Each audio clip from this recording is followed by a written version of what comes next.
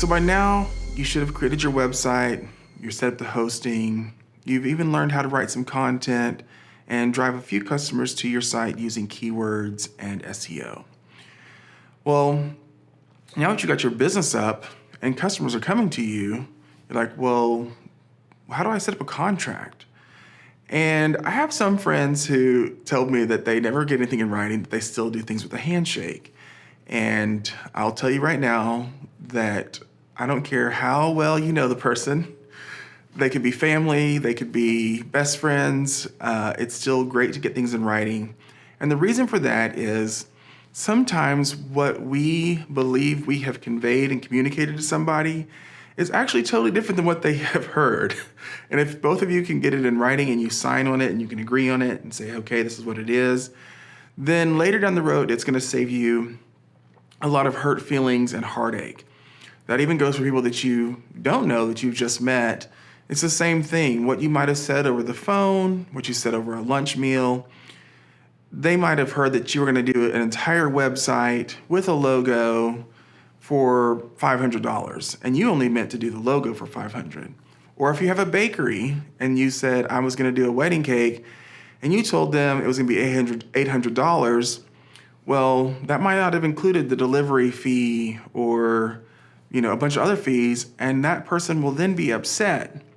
So the great thing about contracts is everything's in writing, it's very clear, and you can include things that a lot of times people don't think about, so that they read over it, they're like, oh, these items, I can't use images from Google that I just took.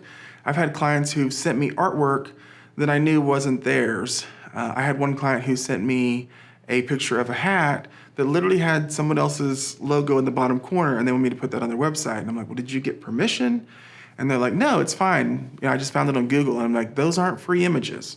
So I have a contract here, and I had one customer tell me, your contract is very lengthy, and that makes me not trust you. And I was like, well, each one of those items that are in this contract, they're there for a specific reason, and because I didn't have them before, and it burned me. And so I've learned that if you're going to do business, you just want to have excellent communication. And along with getting a contract, I always recommend getting some money down, whether that's 25% or 50%. Depending on your service, you might get 100%. But by getting money down up front, the customer has skin in the game. And what that means is there's been so many times that I've started down the line, down this design trail, and I thought, I know this person, they're going to pay me, and I send them the website, and they're like, ooh, that isn't what I really wanted. And because they saw that, and it wasn't what they really wanted, instead of giving me feedback, they went and found somebody else.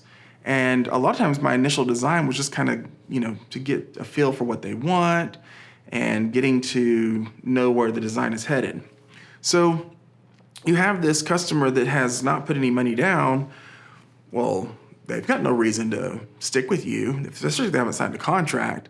And so they could be like, yeah, I'm just not feeling it. However, if they put some money in, they're committed. They're like, okay, I've already got 50% down on this, so I need to provide some good feedback. So this contract is one that I've been using for a long time. My sister had a karaoke business, and she had a contract, and so she had sent it to me when I started my own business. And over time, I've modified it and used it and continued to add to it and grow over time to make it what it is now. So you look at this initial homepage, and it has my new business logo on here, Stature Design. And I went ahead and spent time just using Word and the tools that are in Word to create this nice design here. But yeah, literally this is just a triangle shape that I've put in here in the header, and down here, same thing. It's a square at the bottom with a triangle on top, and I added some colors behind. And it gives a nice, bold, put together, cohesive look and feel. Now, my first contract, it literally just had the name of the company, and it was all just in text, and it looked nice though. It was still professional, and it still conveyed to a customer this person actually knows what they're doing and they're running a business. And we all have heard perception is reality. So if you look like you got your stuff together, then people are going to believe that you do.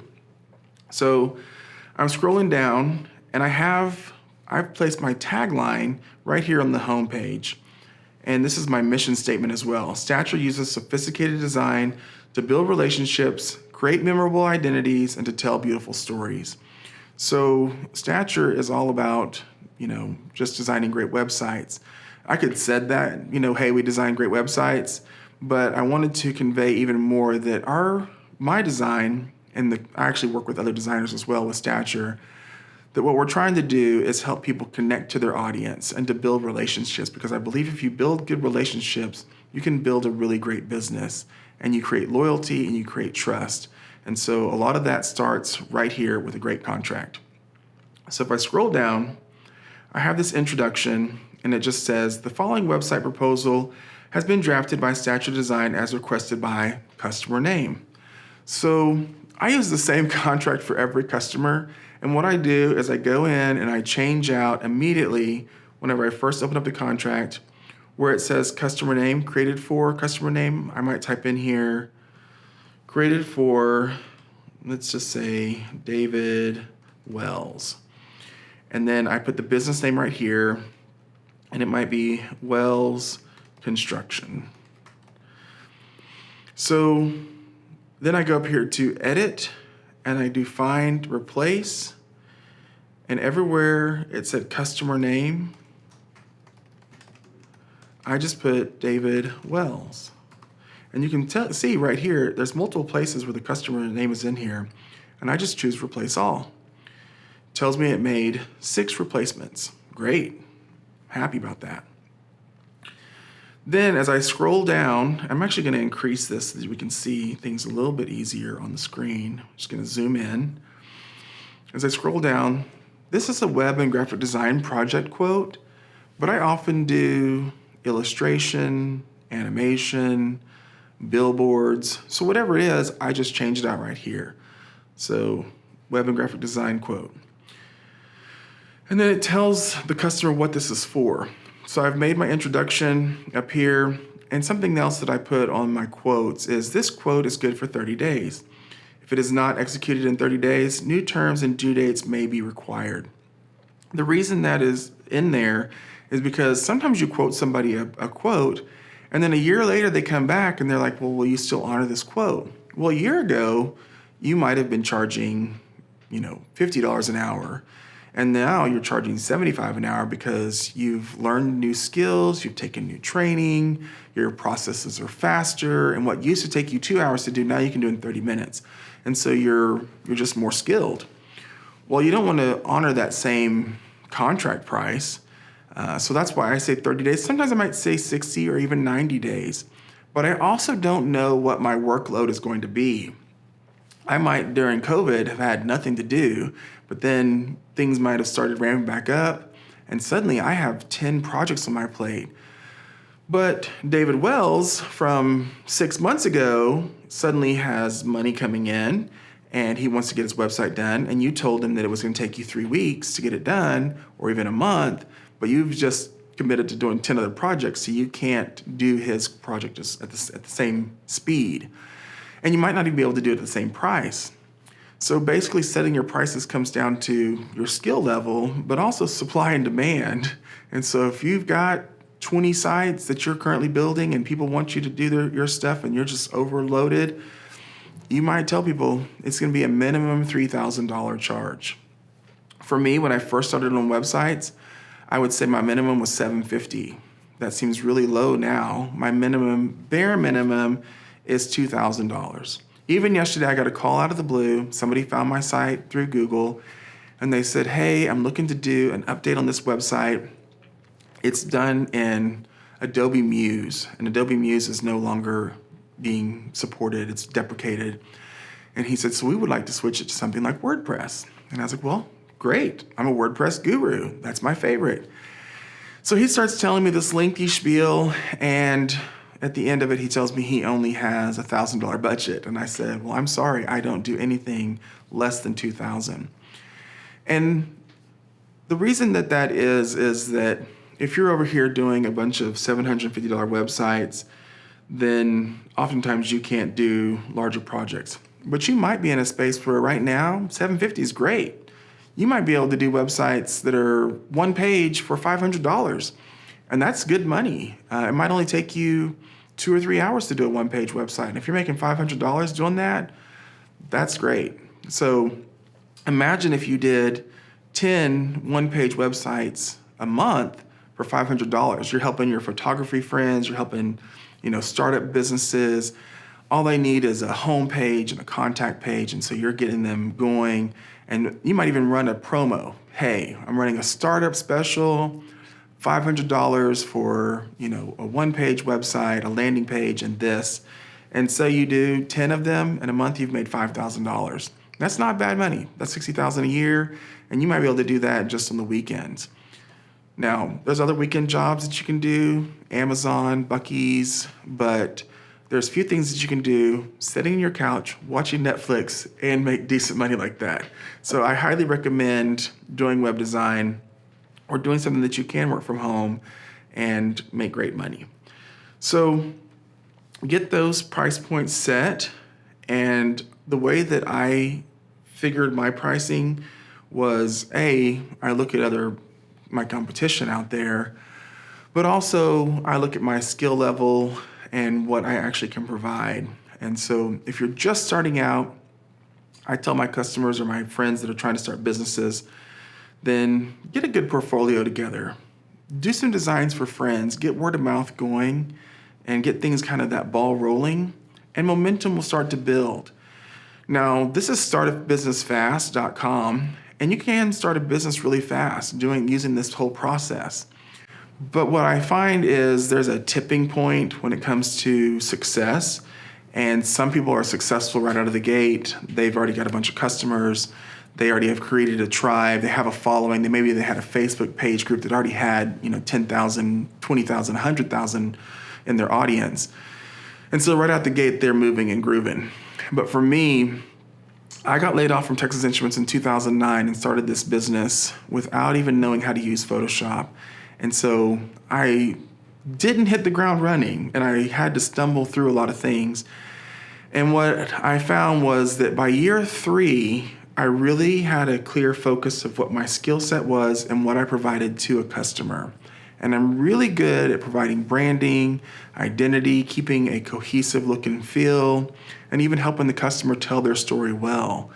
And so recently a client came to me and said, I want to design a website and I want to sell 100,000 shirts in 1 month. And I need there to be a label printer and I need to have this. And he started listing it in my mind. I was like calculating the amount of time that would take. And I realized that about 50% of the things that he had mentioned, I didn't know how to do. And so I just told him, I'm not a good fit for you. Now, in the past, I would have been like, yeah, I can do all those things. And I would just learn as I go, and I'd spend tons of hours and I would learn. But now I really stay in my lane, and I know that this is what I'm going to be good at. So you're setting up your contract, you know what you're good at, you're creating your quote. You sit in here, I tell people this website design is a one-time fee. Sometimes people think that web design, some items do have recurring fees. Your hosting will have recurring fees, your domain name registration will have recurring fees, and your secure certificate, your SSL certificates, if you have a shopping cart, that also have a recurring fee.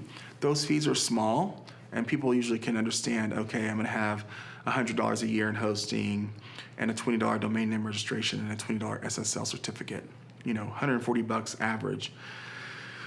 Some people will charge a recurring fee for their websites. I've seen corporations do that for their designing big websites. But for mine, for simplicity's sake, this is a flat fee. If you need me to come back in and update it, I have a minimum of 2-hour charge. My rates are $125 an hour. And I say, if I go in here and I just change one thing, it's gonna be $250. So it's best if you give me a big list of things to do. Now, because I'm a kind person and have integrity and I want to help people grow, I will often, if they have me go in and do an update, I'll take a look and see if there's something else on their site that needs to be fixed or a plugin that needs to be updated, and I'll give them a little extra time and maybe even make some suggestions for them so that they get their money's worth. I'm not about just taking money, because I don't feel like that's good business. But at the same time, if you don't set an expectation with your customers, they might come back to you and say, hey, do you mind just going in here and updating that link? And you're like, sure, no problem, I'm gonna do that for free. And then they say, hey, do you mind if you're going in there and changing that color? And you're like, you were such a sweet customer, let me go do that for you. And you're like, awesome. Well, then they ask you to do something else the next day, and you didn't charge them for the first two things, so you start feeling guilty for charging them for that third thing, and you start feeling obligated, and you're like, okay, these are all little bitty things, and you don't mind doing a little bit of extra warranty work if the site was just done. But if you start letting people do that, you might end up having 100 customers. My folder with my clients, it's definitely 100 people deep over the years, and you have these recurring things. And so what you have to do is communicate to your customers that your time is valuable and that what you're doing, even if it's something small, is still a skill that you've acquired over time. And so you want to make sure that you charge them for that. Now, that's on a person-to-person basis. You might be like, I really should have fixed that, or, hey, I don't mind doing this one time. And you might even tell them that. I'll do this for you this one time, but the next time it's going to cost you. So just be sure and communicate and make sure that you set a value on your time so that people don't run away with you and your business. So moving on, if we look here at this contract, right now it says website design $1,500, and I was telling you my minimum price was $2,000. And so when I set up this contract, it's been a while. At one time I had gone from $750 to $1,500, and now I've gone up to $2,000. And I'm confident that's the minimum that I wanted to do, and right now I have no trouble getting work at that price point. But if you feel like you want to set it at smaller, that's great. Or you can set it at $10,000, whatever you think that the market will bear. That's basic economics. So I look here at this project includes, and I have got WordPress design, up to 10 site pages, integration of YouTube, Facebook, Twitter. Basically, you list everything that you and your client have agreed to. You put it in here. Sometimes I will even have extra things in here, like this says new logo design. I'll put in here, that's gonna be an extra $500. Or, and then at the end I'll have like the total fee.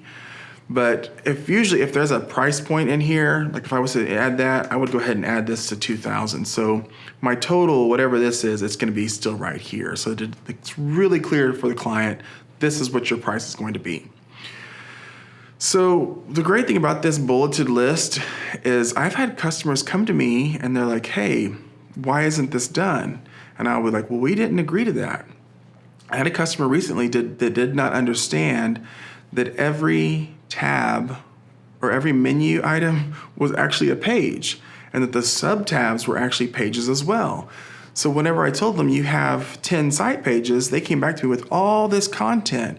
And what they did was they broke it up so they'd have multiple extra pages on the site. And I was like, hey, you really need to bring that information together and put it on one page. There's no reason to have your about, and then your team, and then how we got started, and have a separate page for the mission statement and a separate page for the vision. I was like, all that can go on one page. Otherwise, I have to charge you for those extra pages. They're like, oh, we just wanted to make the site look bigger. That was their whole reasoning behind doing that. And I was like, yeah, there's no reason to do that. Now, if you have a list of services, you could break those up into separate pages, and that would help with your SEO. But just to break up content that doesn't need to be, that's arbitrary, actually can be maddening for your customers as well. So you want to create a good user experience. So those items I've literally have selected, copied and pasted it into an email and say, this is what this price point, anything over that is this. And every time I've done that, the customer was like, oh, that's very clear, you're right. If I didn't have this contract in writing, I would really not have a leg to stand on, because they may have believed that I said something that I didn't. So that's why it's so important to get this in writing. As I'm scrolling down, I have my project structure and timeline. Also very important. And what's really important is that down here, I have this little note. However, this timeline is subject to client response times and availability. The reason that is in there, and I should highlight it more than I do, but the reason that is in there is that sometimes we have a 30-day time frame to build a website, which should be more than enough time to build most of the sites that I design. Most of them are 20 to 40, sometimes 60 hours of design time. Well, if I contact a customer and it's like, hey, I need some photos for your website. You've got this real estate site and we've got these great placeholder images in here and I'm ready to go. Everything's done. The site's 90% complete. I just need your mission statement, your about us. I need these items. Well, they don't get back to me. Or they might send me 2 or 3 items, or they send me 1,000 photos. And I'm like, hey, I don't have time to sort through 1,000 photos. I needed 10 main photos. And I don't mind doing a little sorting if somebody was to send me 20, but I don't want 1,000. So this line in here is telling them that if the delay is on their end and they're not available or I can't reach them, then I'm not really responsible for not meeting the deadline.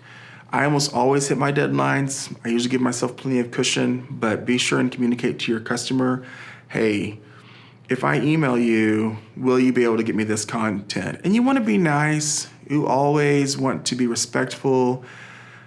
I had a customer, when I used to work for Texas Instruments, I had a boss who said, whenever I wrote an email that was very emotional, I'd send it to her first to approve. And she said, remove all emotion from this email and just state the facts. And I was like, breathe. Sometimes when you get heated in the moment, you're upset because this customer has said something about your work and you're emotional, you're passionate about it. And you're like, I'm just gonna send them back this mean response. And nowadays you're subject to reviews on Yelp and Google. You're a business owner, so you have to be professional. So what you do is you just write a really nice message that says, hey, the contract said this, I'm really trying to meet your deadline and I really need this information. Could you let me know when you're gonna send it to me? And if you're heated, I know this sounds, like you probably heard it before. Just take a moment, don't send the email, come back later.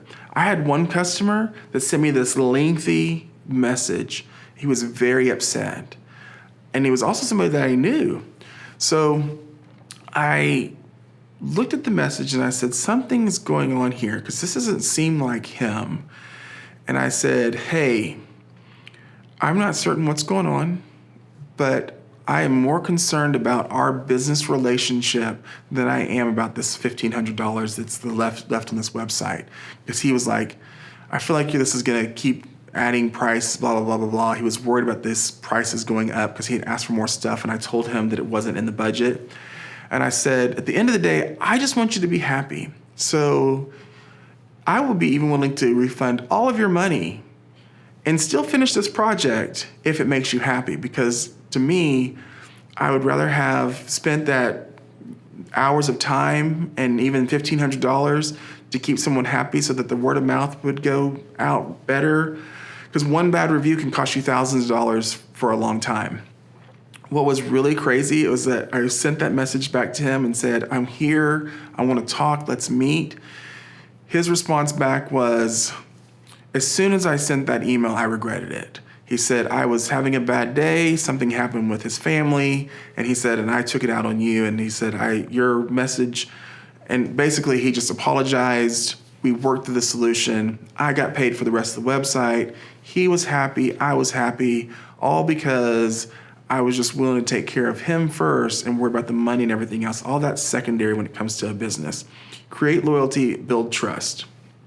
So going down here to fees and payment, 50% deposit required. That's what I always get on my websites. I don't start anything without a deposit. Like I tell them, you have a deadline. If your deadline is a week and we've set a week, then I don't start until I get that check written or the Venmo payment or whatever they're gonna pay me. I need to see that. So there's the deposit. And then I put in here the deliverables. This deliverable was a redesigned website with updated pages and a new logo. Then I make sure that I add a note. This project bid is for however many hours of work. I keep my clients posted on the time and I try to be very flexible. However, items outside the scope will be billed at $125 an hour. So if you're not familiar with business lingo, I used to work with TI and they'd be like, well, that's an out of scope item. That's an out of scope item. That's called scope creep. And I was like, we should have corporate bingo for all these words that we used. If a project starts creeping out of whatever the current scope was, like we've zeroed in on what it's going to be, then you can start with a thing that was 20 hours and it end up being 100 hours if you're not careful. So I've got in here examples of out of scope items would be logo designs. Now this particular project, it does have a logo included, but sometimes people have assumed a logo was included or something else was included that wasn't. Extensive form creation. I had one customer that was like, well, I need a contact form, but then they wanted this wizard that had multiple pages, and I was like, oh. So I ended up having to create this form because I had told them that I would create a second form for them. I had no clue that it was going to be, a 10 hours of my time type of form. Autoresponders. Autoresponders are emails that are sent through forms. That's an extra fee. Integrated subscription forms. Custom coding for plugins or PHP that is not standard with WordPress. All those things are extra items and they can really eat up and add to your cost. So sometimes people don't even have an idea that something is going to be an extra fee. They make assumptions. I don't know how many times I've heard the phrase, oh, I assumed that was just part of it. Or, oh, that took you 10 hours. I thought it would take 10 minutes. So sometimes people just literally aren't aware, not trying to use up your time, or they're just oblivious. So this is the additional agreements that I talked about before, where a client said, you had a lot of additional agreements and it made it appear that you were nitpicky and were going to be hard to work with. And I was like, well, we probably won't be a good fit if that's what you think, because this is actually pretty standard. The assignment of the project, that lets them know that I might have somebody else helping me. Copyrights and trademarks, ownership rights, non-disclosure, additional expenses, technology issues and server support. I've had customers that have told me, hey, I want you to design this and build this on my server. And then when we get to it, it's like, okay, this server does not support WordPress. It's not PHP based. Their website was designed originally in Expression Engine or Drupal or Squarespace or Wix, and I built this all in WordPress and it's not going to mesh. So a lot of those things we want to clarify before we get to this point, but it says down here, however, if the server does not support our processes and technology, this proposal will be null and void and the client will receive a full refund for the project. So before you get way down the road, you need to make sure that their technology works. Additional agreements continued, email inquiries, text, and project status updates. I had one customer who wanted a daily status update on his web design. And I was like, I don't really work that way. I am a creative person who might sit down and design an entire website from beginning to end in one 16-hour session. And then other times I might sit down and that site gets done over 5 days. And I might work at 6 a.m. and I might work at midnight. Just whenever it hits me, I might have a chunk of time. And so I can't be giving customers lengthy, he literally had an Excel spreadsheet of what he wanted me to do. And I was like, my brain does not work like that.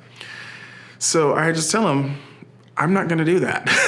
So I didn't. I gave him an update and said, I'm 25% done. I will have the site done at the date that I told you that it was going to be done. And that might mean that I don't have anything done until the day before. And if we had agreed at the beginning that I would have show him at 50%, 75%, and then 100, then that's totally fine. But then that still is going to be up to you, and you get to decide that. You have to communicate to your customers how you want to be treated. And that goes for just even your relationships. If you're constantly answering people's texts and phone calls right then later you don't do it, they're going to be like, why isn't that person responding?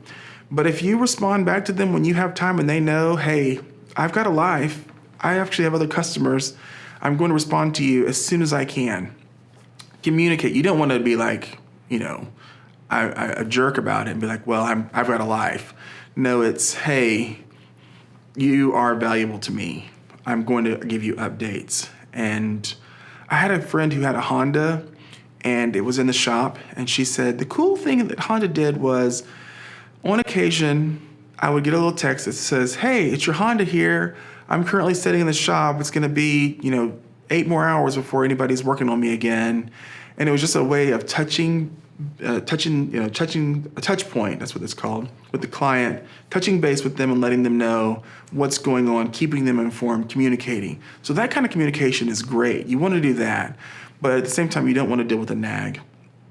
So lastly, at the end of my contract, I got a thank you. And I'm like, thank you for this opportunity to present my services to you. And so this is a contract. I usually tell people it's a proposal. It's all rolled into one. And then I would send over, an agreement that had them sign it, and there was a little signature issue at the bottom, a signature line at the bottom. But in this one, I just put in here, I will submit an invoice to you for the deposit. A paid deposit invoice, as well as this proposal, will serve as the contract for this project. And so as soon as I get the payment, to me, that's saying that, hey, we've agreed to this and it's in writing. I haven't had any problems with that. You might want to add, an Adobe signature in there. You can. Once I finish this whole contract, I just do File, and I go Save As. And I might go over here to Clients, and then I say New Folder, and I'll say David Wells. And I might say, actually, I usually use the business name, Wells Construction. And I say Create, and then I give this Wells Construction Proposal. And I might even just, for simplicity, WC Proposal, and then .pdf. And then I'll save it as a PDF right here in Word. Allows you to save it. I click Export. Then I make sure it looks good before I send it. I'll open up Adobe. I'll go File, Open. I'll go to that folder, Wells Construction. There's the proposal. I open it. I often will go up here to this zoom so I can actually see it, and I'll make it smaller, 75. And I'll just zip through it. And I'll make sure that all my fonts and stuff look good, spacing. Make sure that nothing is orphaned, like a phrase or an additional agreement, doesn't look bad. But it looks good. And then I do File, and I send it to them. So that's basically the contracts. Now, I'm actually going to include this exact contract in the resources for this training, so that you can have access to it, and you can go in there and just change out your own logo. Of course, I'm going to take out my logos and my stature design and that kind of stuff, and I'll just put in there, put your business name here, put your logo here. You should know now, if you took the course, how to create a quick, simple logo, how to use typography, and so you can easily update this and use it for your business. That'll save you a ton of time. And a lot of the stuff in here can be used interchangeably. If you do have a bakery or some other business, maybe you own a donut. I'm stuck on food. I started to say a bakery or a donut shop, maybe an oil change company. I don't know. T-shirts. You might be selling T-shirts. Just be sure that you read through this and change all the language to fit your business. But this will save you a lot of time. So now that we're wrapping up contracts, we're going to move on over into invoices. Now, when I first started my business, I was using FreshBooks, and I still do. I love FreshBooks, and it's great. So I'm going to open it up for us real quick. And it's relatively affordable, but I'm going to tell you that QuickBooks Self-Employed is only $5.99 a month, and it also does invoices. And if I didn't already have all my clients into FreshBooks, then I probably would just be using Quicken Self-Employed or QuickBooks Self-Employed. And the great thing about QuickBooks Self-Employed is it has an app that you can use on your phone, and you can add all your bank accounts and all your credit cards and all your expenses into one system, and it also helps you track your mileage. As a business owner, all that stuff is really important. But for now, I'm just going to show you quickly how I create an invoice for Stature. And you'll see in here that I have my same Stature logo.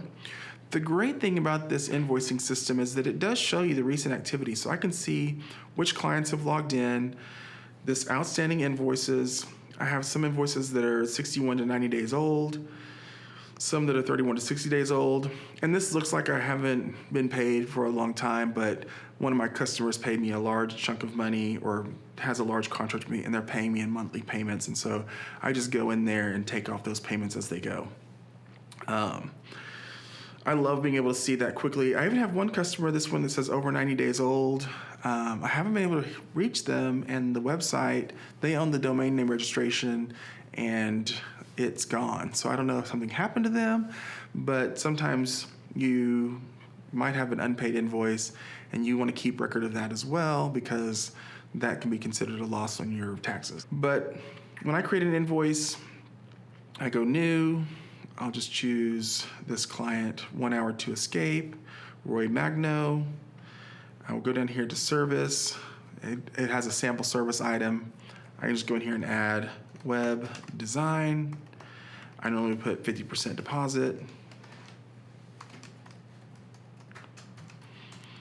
And it might be $1,000.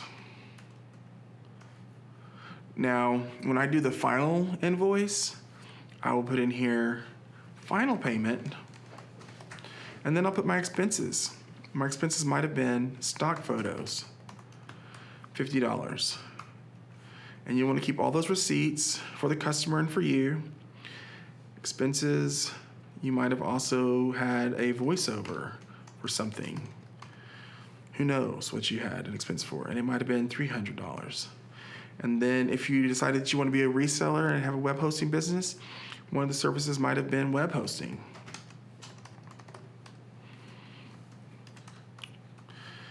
And you can have this where when you send them this invoice, it'll have a link, and when you set all this up in FreshBooks, you set up your payments and everything, you can receive payments through PayPal. You can receive payments through FreshBooks so that you can get credit card payments. What's important to note is there's always credit card processing fees, and there's also an option here, PayPal business payments, and you can uncheck both of these and check PayPal, but check business PayPal payments. PayPal standard lets them still pay with a credit card, but if you use PayPal business payments, they can pay you electronically with a check. And you can also tell people that you want to just receive checks. If you have a large invoice, you might pay $200 in a credit card fee, which will definitely really add up. The great thing about credit card processing fees, there's a great thing, but one of the things about them is that they are a tax write-off, and so you want to keep track of those things as well. FreshBooks has reports so that you can see all the different expenses and reports. But one of the things that I don't like is that if I have submitted an expense for something, or I've paid for something for a client, then I get charged a fee on that reimbursement. So totally up to you. You may tell your clients, hey, I'm gonna have to pay a 2% fee on here, so I'm gonna add this fee on here. I usually try not to do that. I usually just eat those fees. My services, I usually am like, well, I'm making enough money, I can afford to pay $10, $15 here and there. But at times those fees can be really large. So just be mindful of that when you're doing your business, that if you can avoid paying for the client stuff directly, if you can have them buy the stock art and send it to you, that's better. But I try to be as streamlined as I can and make it as easy and turnkey for the customer as possible. So once you create the invoice, you can save it as a draft. I put in here, hello, Roy, here is your invoice for the most recent services. Thank you for your business. It is much appreciated. I really enjoyed working with you. And then I usually put my name, staturedesign.com, phone number. And then over here, if you do have terms, I usually put due upon receipt, make checks payable to Renz Enterprises LLC. And that way, that's all clear. This actually shows that it's coming. It has the Stature logo on here. Whenever I send it, part of it says that this is an invoice from Renz Enterprises, because Stature is just a DBA under Renz Enterprises LLC. And a DBA is just a doing business as. So we'll get to that as well on the next session.